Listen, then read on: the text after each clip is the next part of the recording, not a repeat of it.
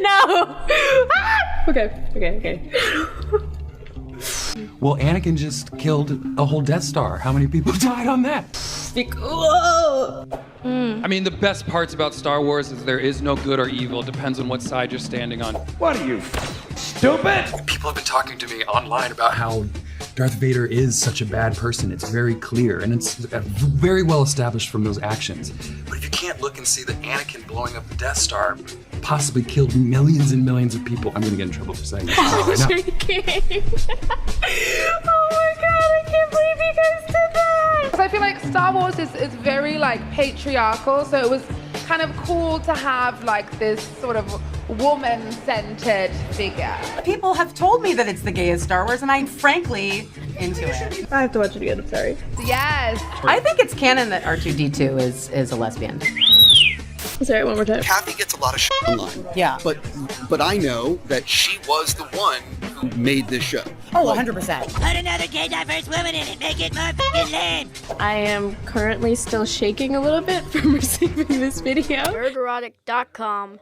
Fantasy needs to be grounded. It is not simply a license to do anything you like. Smaug and Toothless may both be dragons, but they should never be confused. Ignore canon, and the world you've created comes apart like tissue paper. A recent and brilliant quote that's applicable to a lot of entertainment today from author George R.R. Martin. Now finish the damn book, George. This brings us to The Acolyte, which was a masterclass in absolute failure across the board. The directing, the editing, the writing, the acting, the set design, the costume design, the music, the catering, and the viewing figures were all abysmal. All future film schools should study this show in detail to know what not to do. So welcome to the Supercut review of a show that's not only the worst Disney Star Wars ever made, not only the worst Star Wars ever made, it's some of the worst television ever made. A crime against imagination, The Acolyte Season 1. I think that Star Wars is so gay already. Yes. The Acolyte is a murder mystery told from the perspective of the bad guys who couldn't possibly be the Sith that takes place 100 years before The Phantom Menace, where they clearly stated, Impossible. The Sith have been extinct for a millennium. in a Disney Star Wars show inspired by Frozen Let it go. and Kill Bill, if they were both fanfic created by a former personal assistant to Harvey Weinstein. Its worst crime is it's boring, closely followed by humiliating dialogue, which is equaled only by acting that would give Madame Web and those short independent films on the hub a run for their money. And Disney has reduced George Lucas's Star Wars into bland people in bland robes doing uninteresting things slowly. But it is diverse. There are many different types of lesbians. You would think it would star Carrie-Anne Moss, considering how much they promoted her in the trailers. Well, don't get too attached to her. Obi-Wan Trinity is confronted in a bar by a mysterious woman in a COVID mask. Yes, my child. Attack me with all your strength. I know what you're thinking, because I was thinking that too. Is she hitting on her? But no. After a fight that you saw most of in the trailer that's totally not supposed to remind you of The Matrix, Qui-Gon Carey collects a paycheck and dies. And this mysterious assassin with the COVID mask and the very distinctive hair is named May. She is on a clandestine mission to hunt down and kill 4 Jedi, apparently in very public places with lots of witnesses, which turns out to be barely an inconvenience because she has a twin sister named Osha, the good twin sister who is appropriately named because she's a mechanic. I hope she's up to date on her MSDS. She's a former Padawan who could put out sustained fires in the vacuum of space. Osha is questioned by Killmonger and Haircut Only and Jenny Nicholson, after being ID'd as her sister by the bartender after the assassination in the very public place with lots of witnesses. And I can hear you now, maybe May planned to set up Osha. No, later on in the show, we find out that each sister thinks the other one is dead. And this is where we find out that May started a fire that eventually killed her, the rest of her village, and because this is Disney Star Wars, her mother's. You lost your entire family. Your mother's, your sister. You know, this reminds me of something. Home. My mom's.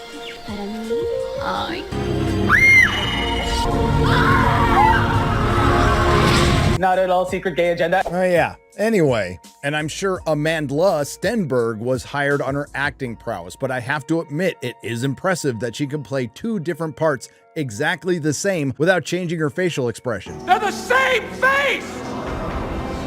Doesn't anyone notice this? I feel like I'm taking crazy pills! Then we return to someplace familiar. No, it's not Tatooine. I know that's what you're thinking. It's Coruscant, where we meet Sol, the Jedi Master, played by the guy from Squid Game. He's also the former master of our Rick James-haired heroine, Osha. I'm Rick James, bitch. Despite recently learning English for this role, and yes, sometimes it's hard to understand him, he's easily the best thing in the Acolyte. The bad news? He's in the Acolyte. The rest of the Jedi Council cast is rounded out by the insubordinate and annoying Padawan X-23 and the wife to former personal assistant to Harvey Weinstein, Leslie Headland. Jedi Master Nepo, whose acting skills would fit perfectly in a Neil Breen film. May the Force be with you.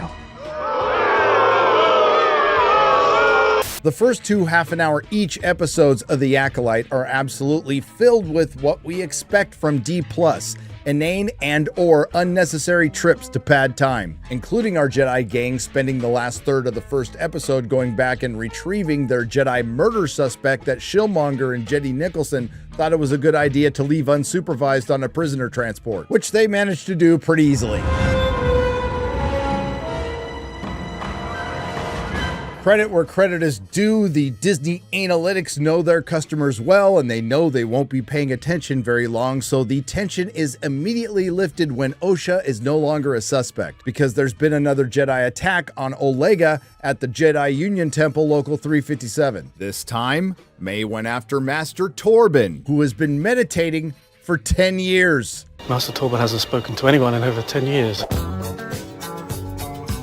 Obviously, the first attempt to kill Torben failed, but not to worry because the security is lax at the Jedi Temple Union Local 357. Torben is played by Dean Charles Chapman, who you may recognize as Tommen from Game of Thrones. And he's got something else in common with Tommen. Haha! After 10 years in meditation, all May had to do was talk him into killing himself. And this all happened while the Jedi were talking in front of the temple. And the rest of the cast is literally rounded out with body positivity Padawan and Asian Ezra Miller, who's May's drug dealer. And I would be remiss if I didn't mention the introduction of the big bad, Smilo Ren, who sounded like Stephen Hawking with bronchitis delivering a monologue written by a 12-year-old through a fast food speaker. 3 orders of wonton soup. The Jedi live in a dream.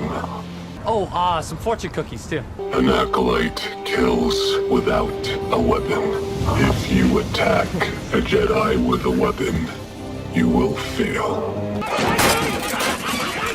And by the end, everyone realizes Osha's twin May is alive, and May realizes Osha is alive. And if this is starting to sound like CW garbage, it's because it is. And after trapping May, she blows dust in the face of Shillmonger and Sol and escapes.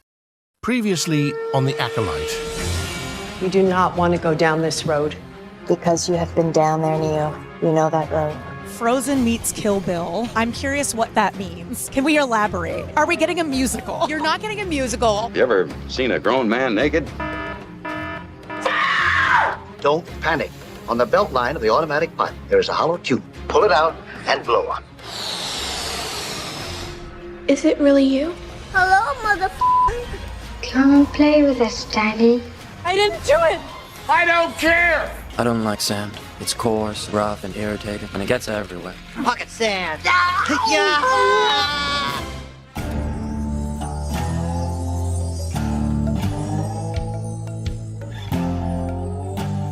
Now, after the thrilling and engaging first 2 episodes where Carrie-Anne Mos Mothma was dispatched in under 5 minutes with a kitchen knife, which sets off a murder mystery featuring 2 identical twins, May and Osha, who have been separated for 16 years but still managed to have the same hairstyle. They are pursued by the guy from Squid Game and some incompetent Jedi, including X-23, Maurice Gibb, and Jediah Beatties.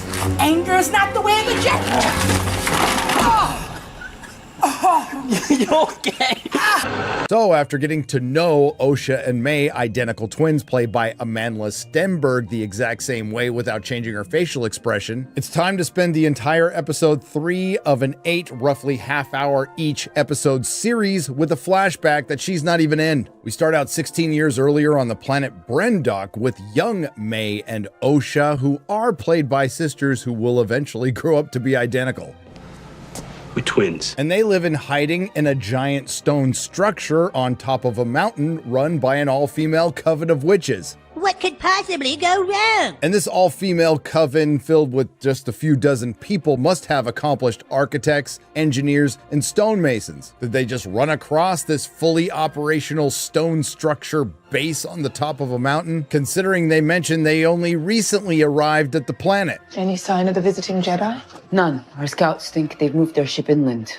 I told you this planet would be safe haven for our coven. Don't know, but that's the least of this show's problems. Immediately, we learn that young May wants to become a witch, and young Osha does not, as they prepare for their ascension into the all-female coven of indoctrinators. Admittedly, on brand for Disney. And Leslie Headland doesn't waste any time taking George Lucas's lore into Harvey's office. Because this all-female coven of witches that's totally not the Night Sisters wields the power of not the Force, the thread. The what now? I know you remember Yoda's speech from The Empire Strikes Back describing the Force. For my ally is the Force, and a powerful ally it is. Life creates it, makes it grow.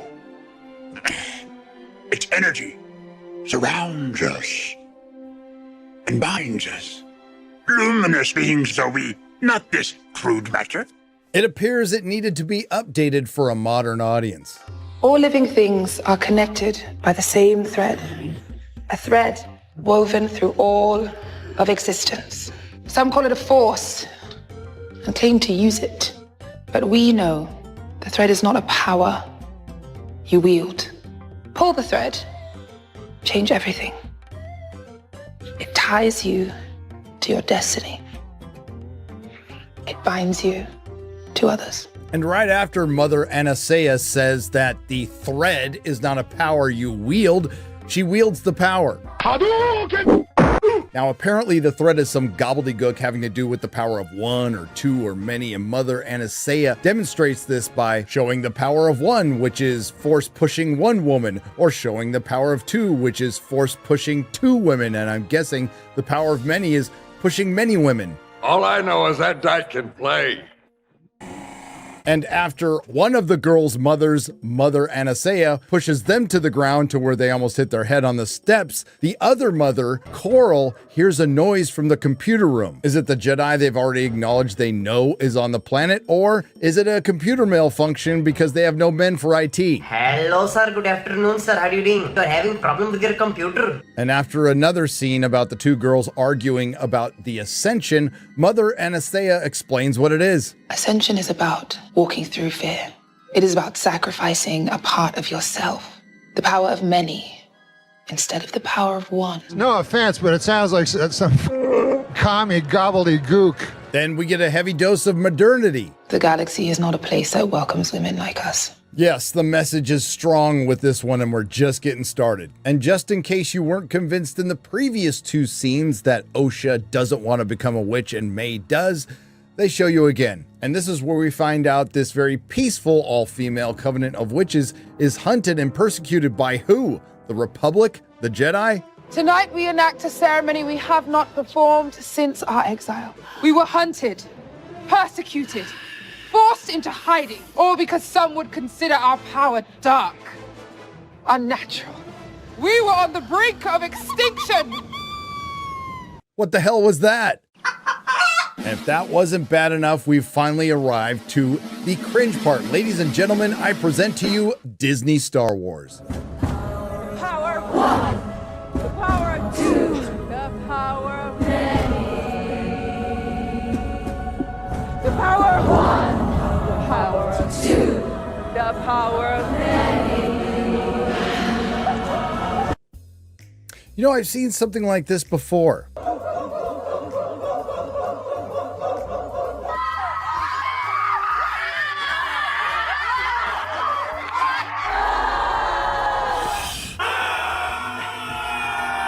So the Ascension ceremony starts, and May is imbued with the purple ball of energy force of the thread, but then they are interrupted by the Jedi before Osha could get her purple ball of energy force of the thread. And I would be remiss if I didn't point out something historic just happened. From the time the title card hit after Soul's very brief appearance spying on the children in the beginning of the episode, 13 minutes and 13 seconds passed without a man being on screen. Yes, yes. Pretty easy to figure out when you're watching a good show. It's got a world you buy into. You generally know where you are in that world. You know how much time has passed. Characters you're invested in, being consistent and making logical decisions. Everything the Acolyte isn't. So this is the point where things make even less sense. The Jedi claim they thought the planet was uninhabited despite breaking into a fortress. They also claim that they're not there to steal children. The Jedi do not take children. Do you speak any English? Then Obi-Wan Trinity states you cannot deny a Jedi testing future Padawans, except when you can. With your permission, of course. But here comes the big one. You thought Anakin Skywalker was special with his immaculate midichlorian conception? Haha, that's nothing. Where is their father? They have no father. And later we find out why. I carried them. I created them. You heard that right. 2 women through the power of the scissor, the thread conceived twin girls. Hello, Masha. Hallo Fascha, Mascha Ruten, wie ist der Mascha, in der Fascha, wie ist der Mascha. And you would think with an entire episode that's a flashback that you get some context as to why May wants to kill the 4 Jedi. And I guess in a way you do. This episode confirms that the Jedi are complete idiots and that they're there to steal children. Other than that, everything goes down the way they said in the first 2 episodes. Osha and May are tested. May fakes her test. Osha doesn't because she wants to become a Jedi. May feels betrayed and wants to keep her sister there by killing her. It's not up to you. You can't stop me. Yes, I can. How? I'll kill you. Boy, that escalated quickly. Then May sets a fire that spreads rapidly in the stone structure. It blows up the giant computer banks, I'm not really sure what they were, that may or may not have been sabotaged. The guy from Squid Game manages to save Osha, but he's unable to save May, who falls off a bridge, and he never bothers to check on the body. And the entire all-female coven of witches is killed in the incredibly fast-spreading fire in a stone structure. Too bad there weren't any men around to set up any fire safety protocols. The incompetent Jedi end up getting one of the 2 children they were going to steal, and we find out that May is indeed alive, something we knew because we saw her in the first 2 episodes. Lesbian conception, the Force is now a thread, which gives credence to the Acolyte poster memes. Sounds like modern Lucasfilm. Cultural critics like The Critical Drinker and Nerdrotic have dubbed the show lore-breaking for its recent revelations, but their commentary isn't productive. Rather, it encourages bigotry and hatred over a show that's just getting started. What? It encourages bigotry and hatred over a show that's just getting started. What the fuck? Power of 1, the power of 2, the power of many. The power of 1, the power of 2, the power of many.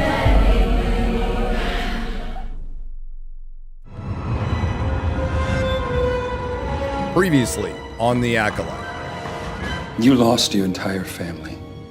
Your mothers, your sister. I carried them. I created them.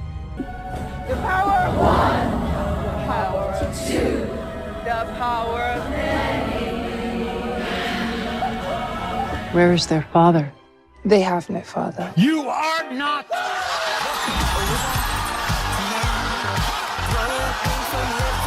Ascension is about walking through fear. It is about sacrificing a part of yourself, the power of many, instead of the power of one. Time to die.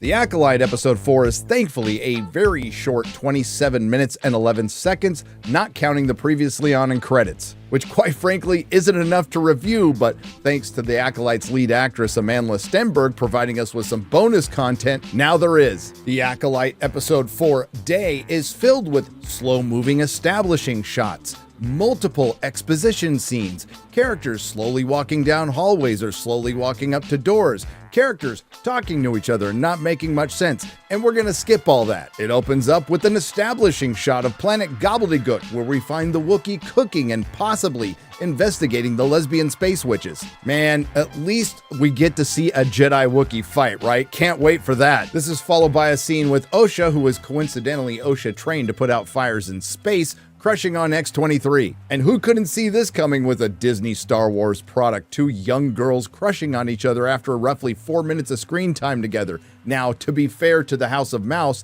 if they break up next episode, it checks out. Jedi Master Nepo does some girl bossing and quickly assesses that May was trained by a Jedi. How? From this hologram. The nepotism is strong with this one, but I'm not really sure how she figured it out. Maybe it was these awesome Jedi moves.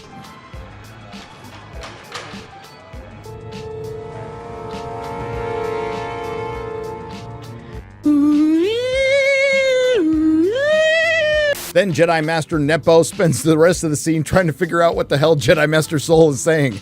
May's objective is not solely her own. And despite absolutely nothing happening in this episode, Leslie Headland wouldn't want to miss an opportunity to once again take George Lucas's lore to Harvey's couch. Hey, remember the guy who said this in The Phantom Menace? Impossible. The Sith have been extinct for a millennium. This is Jedi Master Conehead, or Ki-Adi-Mundi, who wasn't supposed to be born at this time until, of course, Disney Star Wars decided to retroactively destroy more lore. And honestly, that's the least of this scene's problems, because apparently there's a deleted scene out there where, after saying that the Sith have been extinct for a millennium, he follows that up with, except for that time we ran across a coven of lesbian space witches where two of them managed to conceive twin daughters without a father, who incidentally didn't look anything like their mother. I mean, where are the horns? But they were created by this thing called the Thread. So that really dark lord-looking dude carrying around a red lightsaber who trained May couldn't possibly be a Sith. It's not important. Please keep in mind this is the same Disney Star Wars that's been destroying George Lucas's lore for years and doing things like having Han Solo walk into a lightsaber, Luke Skywalker overdosing on the Force, Princess Leia died, not really sure how. Somehow, Emperor Palpatine returned, and their one-hit series is a repurposed Boba Fett and a repurposed Yoda. And when they got around to doing a Boba Fett series, they made him Boba Fett. And I tried to cut back on the beers so the stomach wouldn't be out too far. And then there's Obi-Wan Kenobi, whose sole purpose was to watch Luke Skywalker until Disney Star Wars got a hold of him, and he decides to fuck off twice to fight Darth Vader twice and not mention it later, meet a toddler Princess Leia that Princess Leia fails to mention later, and the Jedi Master Obi-Wan Kenobi had a real hard time getting through a gate he could clearly walk around, and Ahsoka being alive to usurp Luke Skywalker's story. In other words, it's on brand for modern Disney Lucasfilm. Anyway, Sol and Jedi Master Nepo devise a plan to once again use Osha as bait to draw out May. And this brings us to the most poignant scene in all of the Acolyte, the use of pronouns in live-action Disney Star Wars. Is he or they with us?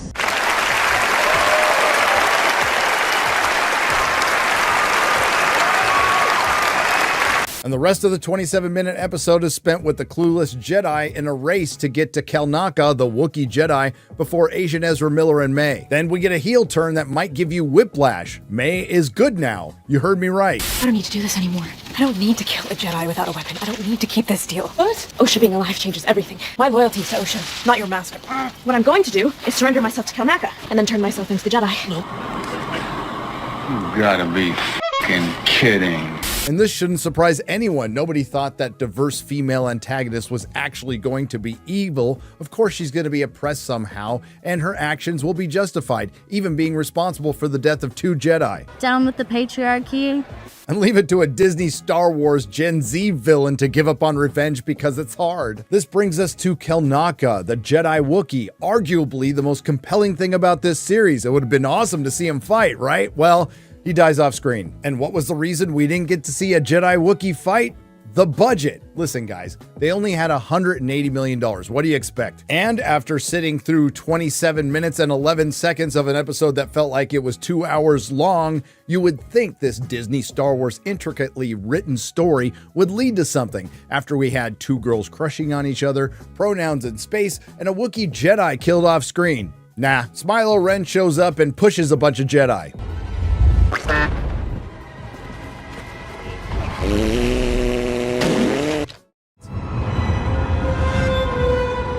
Previously on The Acolyte. An acolyte kills without a weapon. This is awful in every way. Forgive me. Where is their father? They have no father. That's impossible! Is he or they with us? May's objective is not solely her own. What the actual fuck did you just say to me right now? Man, I'm dead. OSHA being alive changes everything. I'll turn myself over to the Jedi. He'll kill you. After some much-needed pronouns in space, our room temperature IQ Jedi are meandering around planet Gobbledygook in a race against diverse non-binary antagonists and Asian Ezra Miller to pad time in a filler episode and to find the Jedi Wookiee Kelnaka.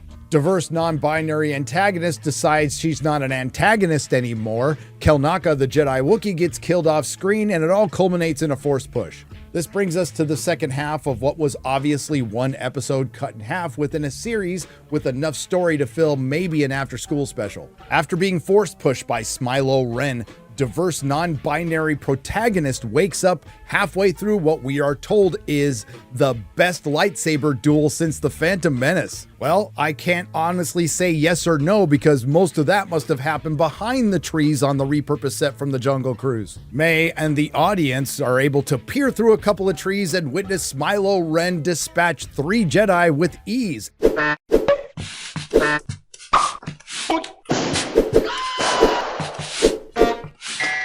And then, based on what happened to the Jedi Wookiee Kelnaka, mortally wound Shillmonger. Smilo Ren then turns around and sets his sights on diverse non-binary protagonist and tries to kill her. Hold up. Wait a minute. Something ain't right. Why does Smilo Ren want to kill her now when he had a great opportunity to do it 5 minutes ago in this scene? But not to worry after Smilo Ren throws his lightsaber that cuts some trees that had the good sense to wait to fall dramatically. Diverse non-binary protagonist is saved by Deus Ex Manchurian. Well, isn't that convenient for you?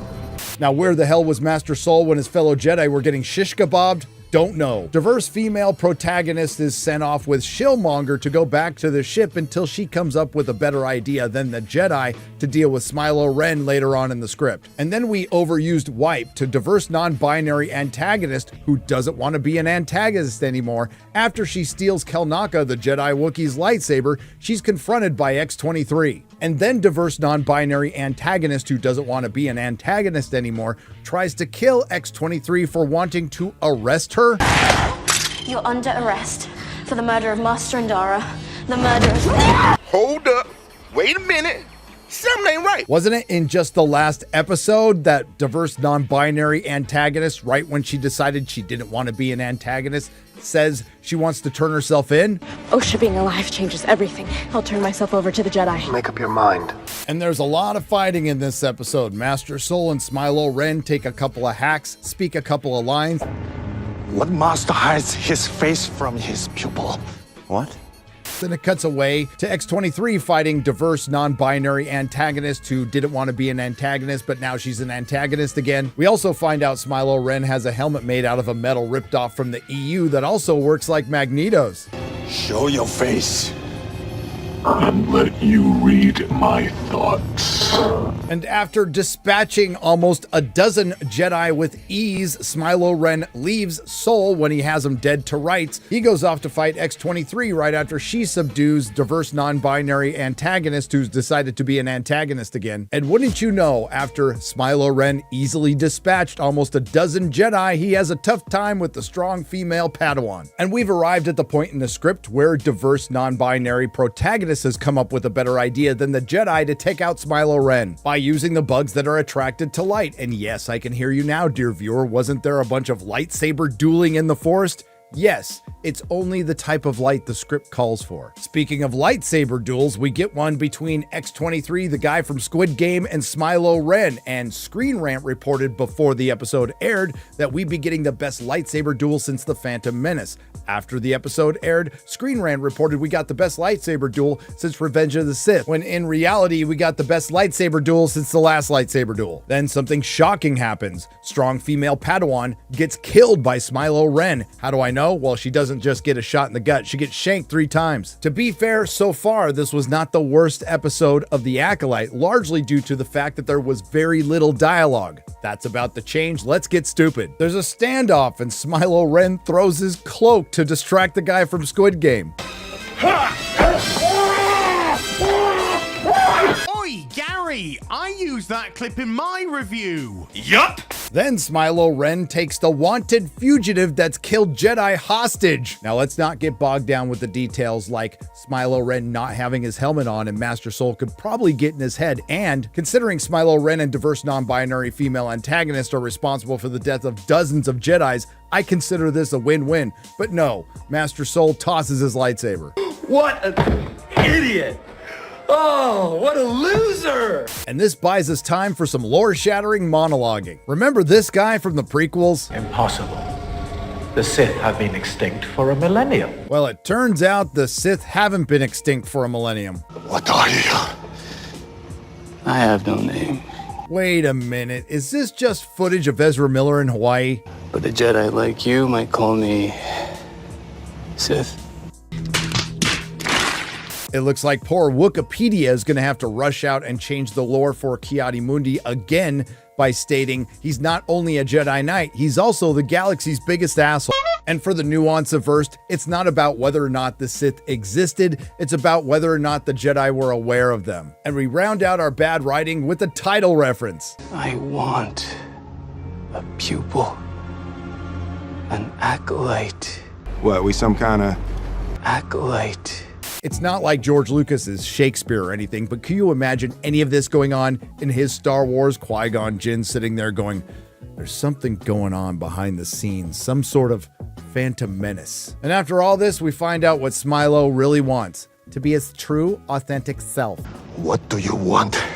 Freedom to wield my power the way I like, without having to answer to Jedi like you. And then there's some good news. It looks like Shillmonger walked off his mortal wound only to get his neck snapped. And now all the Jedi from this mission are dead except for Soul. I guess we know what Order 65 was. And this is where things get really dumb, right? When Soul is about to kill Smilo, diverse non-binary protagonist stops him to keep Master Soul from breaking the Jedi rules. This is the point in the script where diverse non-binary protagonist has a light bright enough to attract the bugs to take Smilo Ren away to appear in another episode. Now, after stunning that guy from Squid Game, we get the big reunion between diverse non-binary antagonist and diverse non-binary protagonist. Now, you think we'd get some sort of apology from diverse non-binary antagonist for trying to kill diverse non-binary protagonist, but no, we just get the Jedi suck and it's hard to argue with in this show. And diverse non-binary female antagonist refuses to be arrested again by her sister, even though she was perfectly willing to do it last episode. And diverse non-binary protagonist ends up getting knocked out by her sister, who strips her naked, puts on her clothes, and steals her identity, but not after giving herself a lightsaber haircut.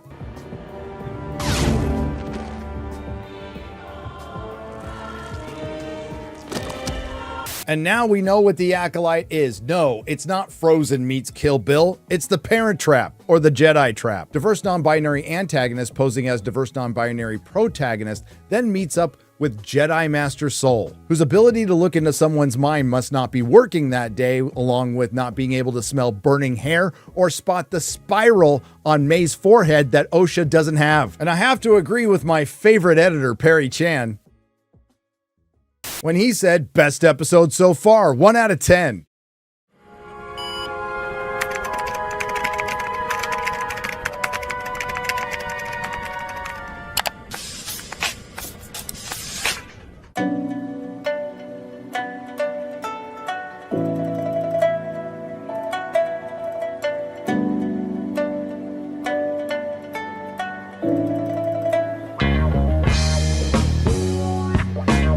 How does it feel?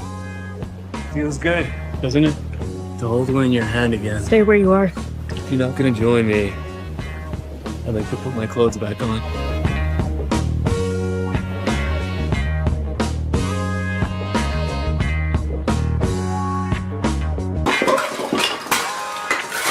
Two hours later. Previously on The Acolyte. The Jedi justify their galactic dominance In the name of peace. In the name of the Republic and the Jedi Order! You are under arrest. Get out on the ground! Get on the ground! Get on the car. Stop resisting. Take him down. After the Acolyte episode 5, 5s and 10s of the fans were rejoicing because something actually happened. Characters we knew little about and cared less about died amidst a lightsaber battle that had the same entertainment value and consequence as those videos of cats chasing laser pointers. And in one of the most obvious reveals in history, Smilo Ren is Asian Ezra Miller, who also happens to be a Sith. Diverse non-binary antagonist trades places with her sister, diverse non-binary protagonist, and it all culminates in the Jedi Trap. In episode 6, titled Teach and Corrupt, a bit on the nose for Disney Star Wars, diverse non-binary protagonist wakes up after being knocked out by a force push for the second episode in a row. But this time it had to be more than that. It couldn't just be a force push, it had to be a force roofied. Not only did her sister, diverse non-binary antagonist, knock her out and then strip her naked and then put other clothes back on her, then she was found by Smilo Ren, a blanket was put over her, then he put her on a spaceship which took her to unknown planet on an island where she woke up. And yes, that island on unknown planet does look like it's on Octu, and Perry, don't you dare use that meme. And with Disney Star Wars, I wouldn't put it out of the realm of possibility. Then I remembered, I don't care. that guy from Squid Game finally does what someone should have done last episode. He tries to contact the Jedi Council. Unfortunately, the connection isn't good, but to be fair to the Jedi Council, even if it was, I doubt they'd understand him. Please keep in mind the guy from Squid Game is now with diverse non-binary antagonist who's posing as diverse non-binary protagonist. Now, it's still in question whether or not Master Soul knows that diverse non-binary antagonist is posing as diverse non-binary protagonist, but considering that he's turned his back on his enemy twice, he doesn't sense the fact that she almost tries to kill him, and the only reason she doesn't is because he asked her to take the wheel. Stupid! Then the guy from Squid Game goes down in the ship to reset the communicator and does something no one's been able to do this entire series. Emote. Emotional damage! And because Disney Analytics dictates that you can't have any complex emotions in Disney Star Wars for longer than 2 seconds, we cut away to Space Beaver fixing diverse non-binary protagonist speak and spell. This brings us to a first we never thought we needed. If you thought lesbian space witch interpretive dance was bad, Star Wars' very first and hopefully last Me Too as Reylo fanfic scene. The Sith reaches the edge of the placid pool.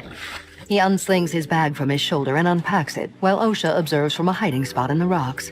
As he begins to untie a belted knot from around his waist, she straightens up for a better look. He begins to undress, revealing a prominent scar on his well-toned back. Dropping his billowy-legged hakama pants, he steps forward with the sunlight accentuating his taut muscles. He wades barefoot into the pool. Keeping her predatory gaze on him, she lies in wait behind some rocks closer to the water's edge. You know, I can hear personal assistant to Harvey Weinstein Leslie Headland now. Write what you know. Now that diverse non-binary antagonist posing as diverse non-binary protagonist and diverse non-binary protagonist have switched places, now this is just speculation, but both had an opportunity to kill the men they were looking for and didn't, allowing themselves to be coerced or seduced by a corrupt, unjust, oppressive system that will eventually unite them in victimhood. Now, for the sake of our time and our sanity, let's get this over with, because Teach/Corrupt is essentially filler in an 8-episode series that averages out to $22 million per episode. It looks like the Jedi Council finally got that message. Jedi Master Non-Threatening Effeminate Male informs Jedi Master Nepo that he thinks Soul's entire team has been killed. There were casualties. Who? It sounded like the entire team.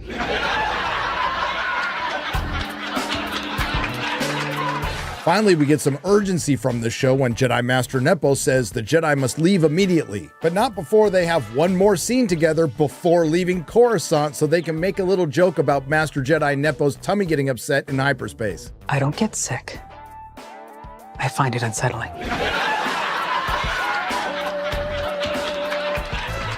The same could be said about this show. They arrive at planet Gobbledygook quickly, just missing that guy from Squid Game. More on that later. And the Wookiee Jedi Master Kelnaka's location that required days to find with a tracker was found pretty easily by Jedi Master Nepo and Jedi Master Non-Threatening Effeminate Male. Barely an inconvenience. And wow, they did get there fast. None of the bodies decomposed. They quickly assessed they were all murdered by somebody with a lightsaber. What gave it away? The lightsaber wounds? And this brings us to a pivotal scene. Remember in the trailer when you saw the lightsaber whip?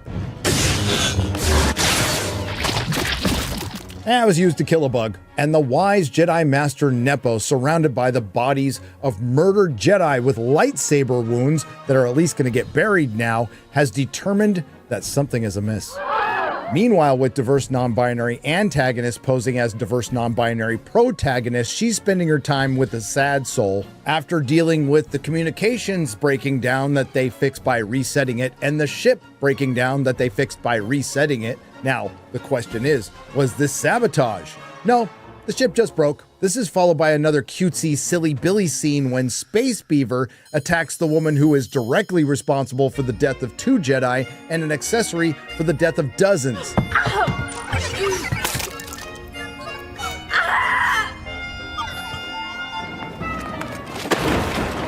It's a roller coaster with these 2 ladies. Maybe a dad would have helped. Anyway, Soul finally figures out that May is posing as Osha and stuns her. And leaves Planet Gobbledygook right when the Jedi arrived that he called. Also, he could put May in restraints to talk. And now, finally, we're gonna get the big reveal that they've been teasing all season. I'll explain everything. What did you do? Please, Osha, I'll explain. It's time to make things right. It's time for me to face the High Council. To tell them everything. Everything? Well, we're waiting. I've had 16 years to think about what I would say to you if I ever got the opportunity. So you're going to listen.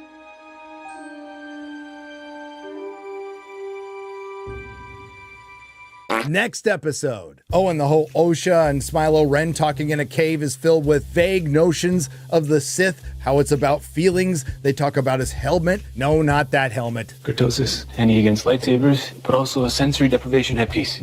It blocks out all your senses? I guess aside from seeing and hearing, but that's not important right now. They talk about a scar again, which looks like it came from a lightsaber whip. Does that mean that the master that rejected him was Jedi Master Nepo, or was it some other Sith Lord, or was it one of the lesbian space witches? And then I remembered, I don't care. The Sith Lord Asian Ezra Miller also mentions the power of 2, and I may be going out on a limb here, but whoever the real bad guy is, I'm guessing they're going to be defeated by The power of many. And in the dramatic final scene, diverse non-binary female protagonist puts on Smilo's helmet.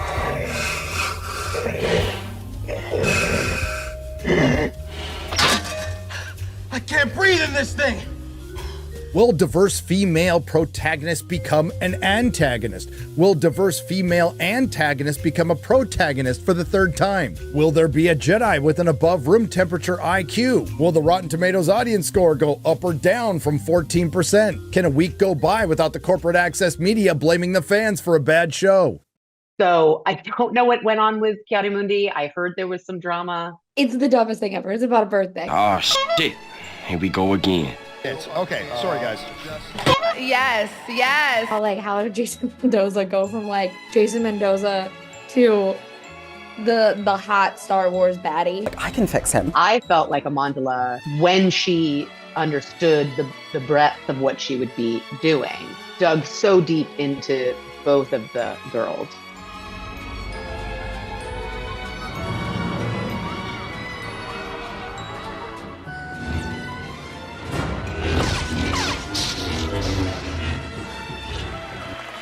Acting.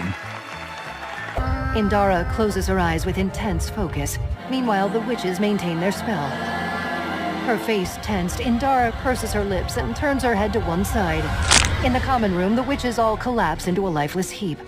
You have received horrific racist backlash, including threats, and what you call intolerable racism. That is your quote.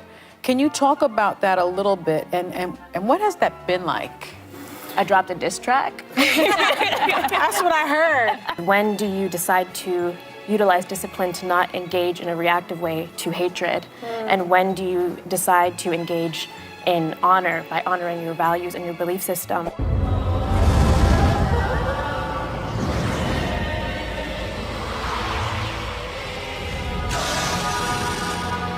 I was going to let Osha go. Sorry to cut you off, but I just want to slap the shit out your head. Even as we were doing the auditions, I was like, what am I doing to these young women?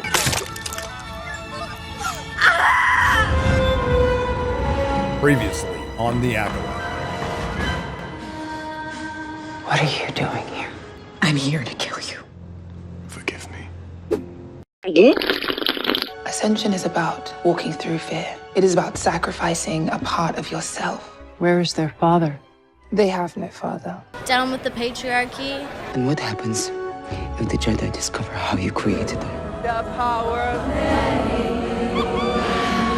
As predicted, we get another entire episode that's a flashback, making it a prequel within a prequel to the prequels. The Jedi, collectively acting as a surrogate for the audience, are in search of a plot with metal detectors. And I can hear you now, they didn't even bother changing the metal detectors that much, and you'd be right, but cut them a break. Disney only had $180 million for this show. It turns out the room temperature IQ Jedi have been on Brendok for 7 weeks, investigating why there's plant life on a planet where 100 years previous there was none due to a hyperspace accident. What kind of hyperspace accident? Don't know. How did the room temperature IQ Jedi not notice the giant base on the top of a mountain?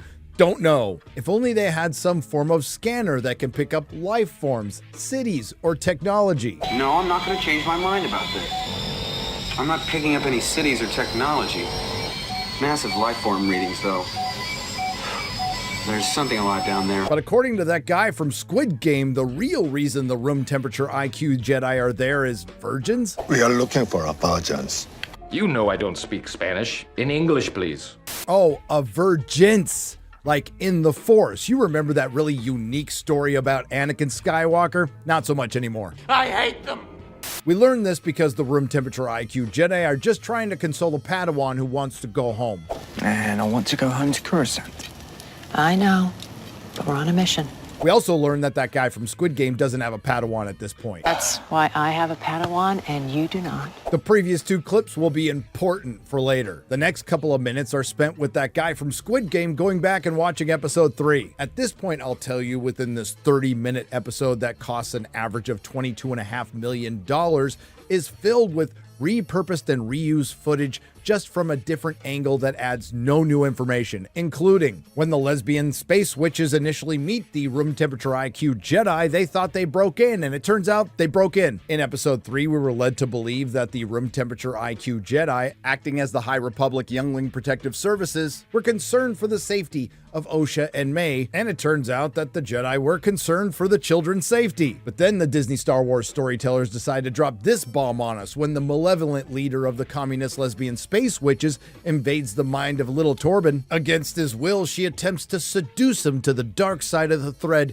and ask him his deepest desires, which are he wants to go home. That's it. Something we already knew from earlier in the episode, and that scene was bookended by a repurposed scene from episode 3. Within a series, and forgive me if I haven't mentioned this before, that cost $180 million. Then things get really creepy when Soul mentions he has some sort of connection with Osha. Dara, I feel a connection to Osha. So, testing the twins is not something we can take seriously. Osha's too old to join the order. I feel she's meant to be my Padawan. Which gives me the same vibe as this from Obi-Wan Kenobi. You're 10 years old. But you won't always be. You are a fast mover. Please have a seat right there. Ugh. Well, anyway, since most of this is a rerun of episode 3, let's get to the new information, which isn't much. The room temperature IQ Jedi decided to test the young diverse female antagonist and the young diverse female protagonist just to buy themselves time to contact the Jedi Council. At least you could obtain those very important blood samples, which will come up in just a second. The Jedi Council responds by saying they are not allowed to take the girls, which really upsets that guy from Squid Game. But Osha paused. After you coached her, you have formed an emotional attachment to her. That is not what's happening here. Then the blood tests of the young diverse female antagonist and the young diverse female protagonist come back from the Jedi Council, telling the Jedi what the audience already knows, that the twins were conceived by a coven of communist lesbian space witches without a father. What we didn't know is it's one consciousness split into 2 people, which makes sense because star Amandla Stenberg, who doesn't appear in this episode, is playing 2 characters exactly the same way. Their symbionts are the same. Even identical twins would have different symbionts. The twins were artificially created? Maybe by tapping into a power dense enough to split one consciousness into two bodies? This is it. Young Torben has it right. This is it. Just attach the file and hit send, and you have your proof. Call in the reinforcements. But no, in the grand tradition of the Force's female Disney Star Wars, two characters do something inexplicably stupid, and in this case, big surprise, it's the men. Jedi Master weak incompetent male is so desperate to go home that he's willing to kidnap two girls to get proof of something they already have. At this point, horny lesbian space witch of the Coven of Communist Witches instructs young diverse female antagonists to stop young diverse female protagonists and lock everyone in the castle made of flammable stone, setting off a series of events that turns this into the Waco of Disney Star Wars. And for those of you who thought there was a lot more to May setting fire to a stone structure, we learned that May accidentally sets fire to a stone structure. Brought to you by the people who gave you Fire in Space. Now the show is trying to present the Jedi as the bad guys, but to be fair to the Youngling Protective Services, this is clearly a coven of evil all-female lesbian space witches. How about that? So the JATF tries to de-escalate the branch to lesbians and everything goes sideways. Horny lesbian space witch attacks Elliot Page, young diverse female antagonist who that guy from Squid Game thinks is young diverse female protagonist screams. This is followed by diverse girl boss of the Coven of Communist Lesbian Space Witches turning into a smoke monster. Black girl magic! Who gets killed by that guy from Squid Game when she decides to rematerialize around a lightsaber. Dumb bitch. I was going to let Osha go.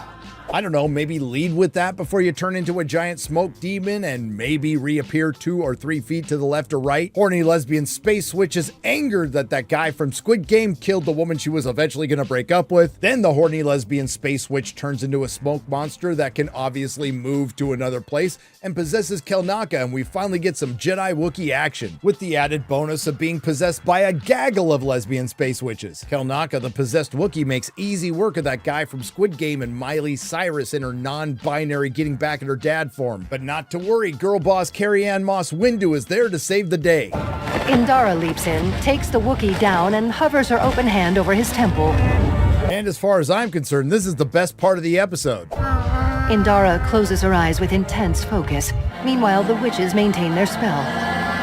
Her face tensed, Indara purses her lips and turns her head to one side.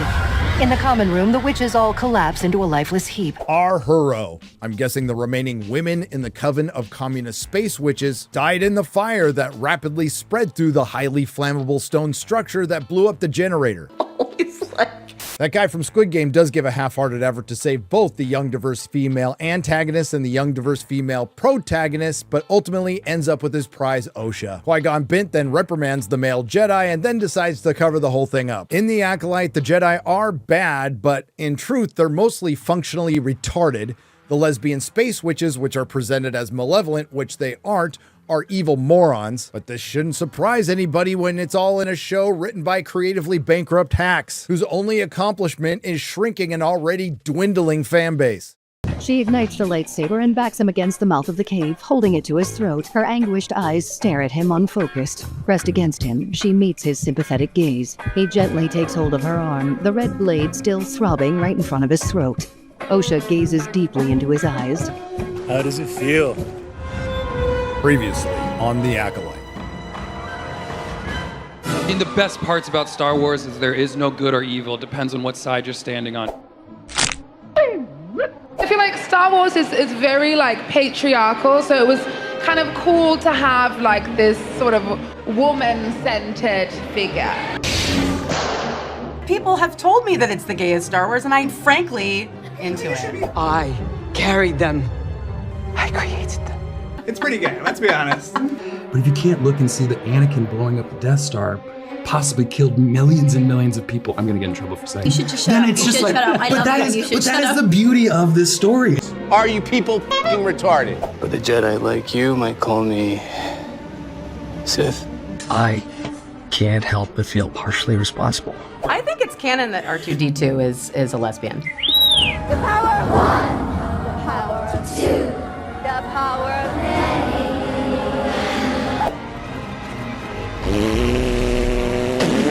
I dropped a diss track. That's what I heard.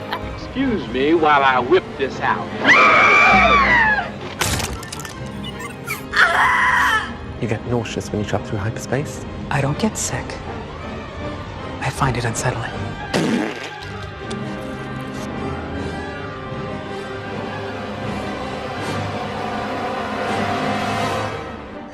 I cannot see, I'm legally blind. We open up directly following the events of episode 6, which was followed by the flashback episode 7, which was essentially a repeat of the flashback episode 3. We last saw a diverse non-binary female protagonist putting on a helmet, and wouldn't you know it, she has a vision of diverse non-binary antagonist who was briefly a protagonist, who is now back to being an antagonist, killing that guy from Squid Game, and she knows where they'll be later in the episode. How convenient. And because The Acolyte is somewhere between a CW show and the worst kind of 14-year-old girl fan fiction written as a coloring book, Little Wang, who wants to kill both the guy from Squid Game and the diverse non-binary antagonist who's briefly a protagonist who's now back to being an antagonist, and diverse non-binary protagonist who wants to stop diverse non-binary antagonist who is briefly a protagonist who's now back to being an antagonist from killing that guy from Squid Game, decide to go together in the same ship. With what ship? I'm taking mine. You're going where exactly? I've seen where they are. So we go together and see who gets to her first. And you may or may not remember that the last time we saw a diverse non-binary antagonist who was briefly a protagonist who's now back to being an antagonist, and that guy from Squid Game, he had her restrained on a bed. Right, what you know, Leslie. Anyway, that guy from Squid Game was finally going to reveal the truth that he had been teasing all season. I'll explain everything. I'll explain. It's time for me to face the High Council, to tell everything. Everything? So you're going to listen.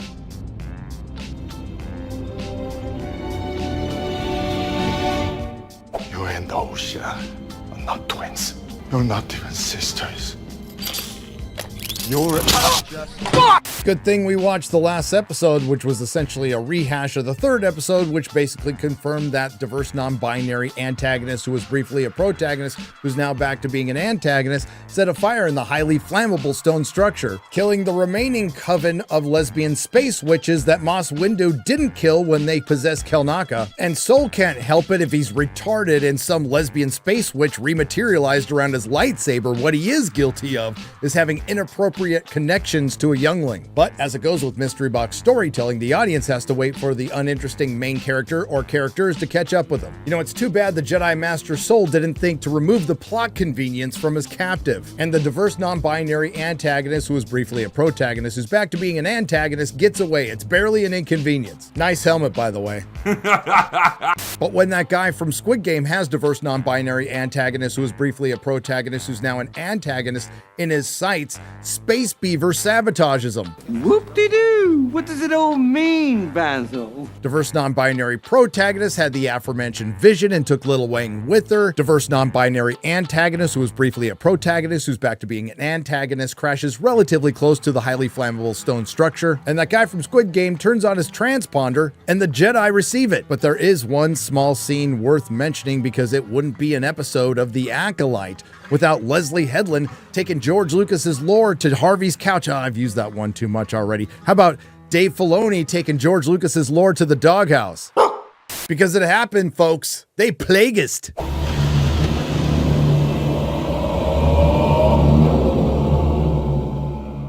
Did you ever hear the tragedy of Darth Plagueis the Wise? You may think it's about the Sith Lord being betrayed and killed by his apprentice Palpatine, but in truth, he was arrested for stalking after being caught watching a young Asian man sleep in a cave on an island. At this point, Disney analytics dictates there needs to be some action and lightsabers. And after diverse non-binary protagonist is somehow able to hotwire a door in a combustible stone structure where 16 years previous the generators blew up, we get Smilo Ren versus that guy from Squid Game in Crouching Patriarchy and Hidden Misogyny. Liu Kang. Liu Kang. Fight!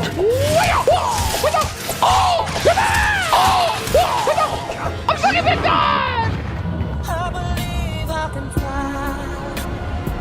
intercut with the matchup 5s and 10s of people were waiting for, when diverse non-binary antagonist, who was previously a protagonist who's now back to being an antagonist, tells diverse non-binary protagonist that that guy from Squid Game killed their mom. It leads to a Disney Star Wars first, some sister-on-sister action, and it went down something like this.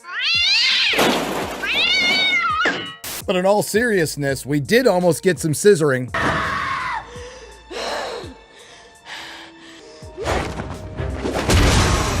And Smilo Ren pulled out his little Wang. That guy from Squid Game gets the best of Smilo Ren, and then we get a double heel turn. And I hope you're all keeping track at home because quite frankly, I'm having trouble. Diverse non-binary antagonist, who was previously a protagonist who's now back to being an antagonist, saves Smilo Ren from that guy from Squid Game. This is the point where Disney Analytics dictates it's time to repurpose something from the real Star Wars. Your hate has made you powerful. Fulfill your destiny.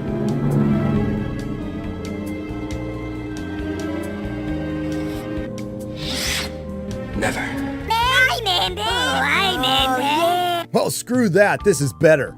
Good, May. Feel your anger. This is the source of your pain.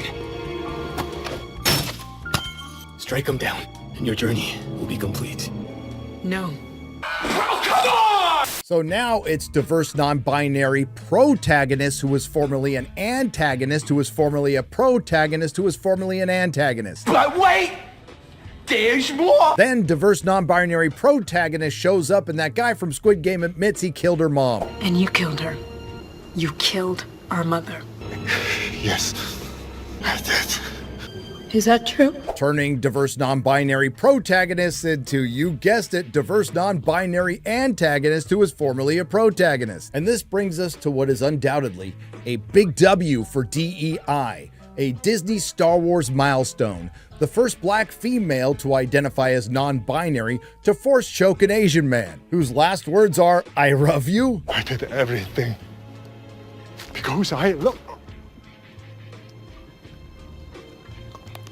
Disney, I'm sure you're aware you have a bit of a reputation right now with the way your company acts and what you put into your scripts, and with something like this, it's really hard to argue that. Anyway, that guy from Squid Game says it's okay to kill him now.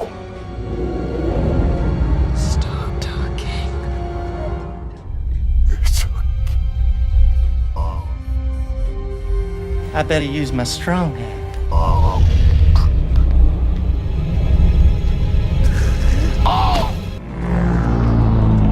Fatality. Then diverse non-binary protagonist who was previously an antagonist, who was previously a protagonist, who was previously an antagonist, smirks. And this is where things get shockingly stupid. Anakin's turn to the dark side in Revenge of the Sith was downright arduous compared to this. Diverse non-binary antagonist who was formerly a protagonist force chokes a Jedi with no training, bleeds on her kyber crystal, which turns her lightsaber red. Red. That's red. Girls get it done. That not so anticipated reveal of who is Smilo Ren's master? Well, we find out it's Jedi Master Nepo in a basic line of dialogue. You're alive. And I can hear you now, dear viewer. They're obviously setting up a confrontation between Smilo Ren, the twins, Jedi Master Nepo, and our Jedi Corps of cosplayers, and Darth Plagueis. And Plagueis killing everyone because that's the only way you can justify the Jedi not knowing about the Sith, and lesbian space witches who use the Force to conceive twins without a father. You sweet summer children, there you go again trying to make sense. Nope, Smilo Ren runs away with the twins. And instead of doubling his pleasure, the idiot mind wipes May and sends her back to the Jedi. No confrontation, no Darth Plagueis. The Acolyte ends with a series of meetings, and we find out who the true villain is. I mean, besides Kathleen Kennedy and former personal assistant to Harvey Weinstein, Leslie Headland, no, it's her wife, Jedi Master Nepo, who not only covers up the existence of the twins and her former Padawan has gone to the Sith, Jedi Master Nepo covers up the previous Jedi cover-up by framing Sol as the murderer of all the Jedi with this line, which also expresses exactly how Disney feels about George Lucas's Star Wars. Oh, this is a terrible tragedy. It was the work of one flawed man. And this show is the work of one flawed woman. When in doubt, blame the man who did nothing wrong. This is the point where Disney Analytics dictates there needs to be another pointless cameo. Sorry to disturb you, Master. We need to talk. gotta be fucking kidding. So ends the dumpster fire in space that was The Acolyte Season 1, a series that cost $180 million to produce, which breaks down to roughly $23 million per episode, $32,826,747.72 per hour, and $547,112.46 per minute. In simpler math, The Acolyte cost 15 Godzilla minus ones. But there is some good news. For one, George Lucas's Star Wars didn't die, it just ended with Return of the Jedi. And The Acolyte did create some of the best entertainment we've seen on social media, with the memes and launching hundreds of YouTube careers. So with that, I think it's time for a call to action, because it was recently reported by Entertainment Weekly that The Acolyte creator says she has heard nothing about getting a potential season 2, and we just can't have that. So please go to your social medias and spread the word far and wide. Hashtag renew the Acolyte. Nerdrotic.com. If you like what you heard, please like, share, and subscribe. If you didn't like what you heard, I thank you for listening this long. I will see you in the next video.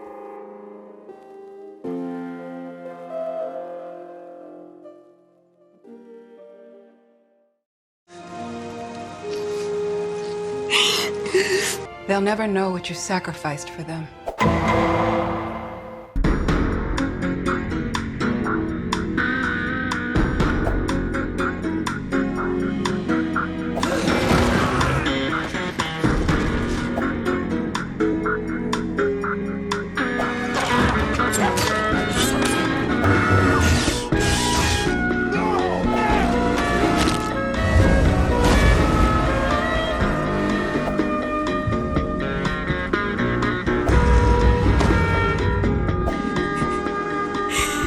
With me, I am with you. And I got news for you.